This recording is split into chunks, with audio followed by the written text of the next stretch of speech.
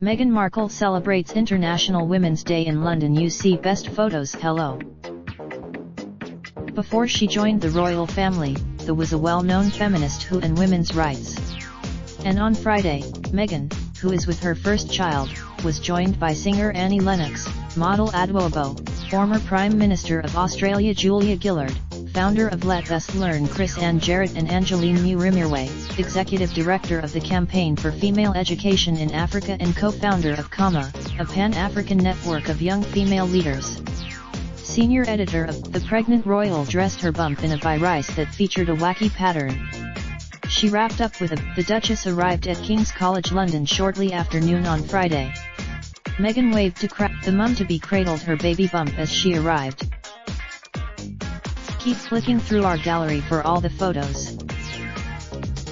Meghan and her fellow panelists discussed the importance of International Women's Day, and the spotlight it can bring to obstacles which still affect female empowerment across the world, including access to education and limitations within employment. The Duchess was described by the panel's host as a royal not afraid to embrace full-on feminism.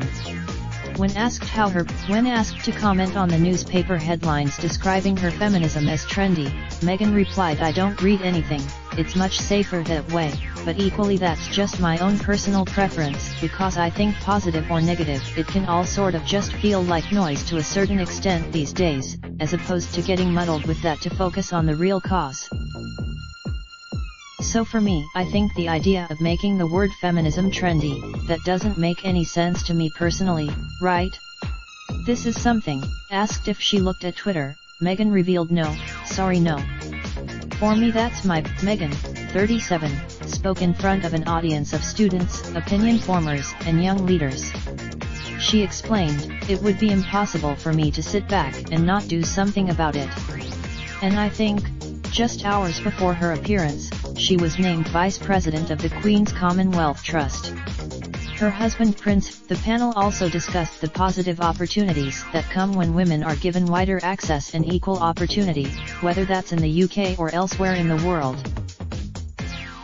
The panel was hosted by the Queen's Commonwealth Trust, an organization that champions, funds, and connects young leaders around the world who are serving their communities, providing solutions to problems, and hope, employment and self-employment opportunities for others.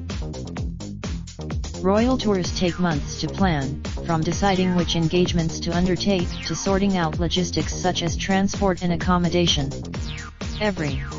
Fans are used to seeing members of the royal family on official engagements, looking immaculate as they carry out their duties and represent her. She may be heavily pregnant, but that hasn't stopped the Duchess of Sussex from following strict royal protocol. Over Christmas, Raindrop, drop top, smoking, no cooking the hot pot. Fucking on your bitch, yeah, that. Looking up, open the park pot.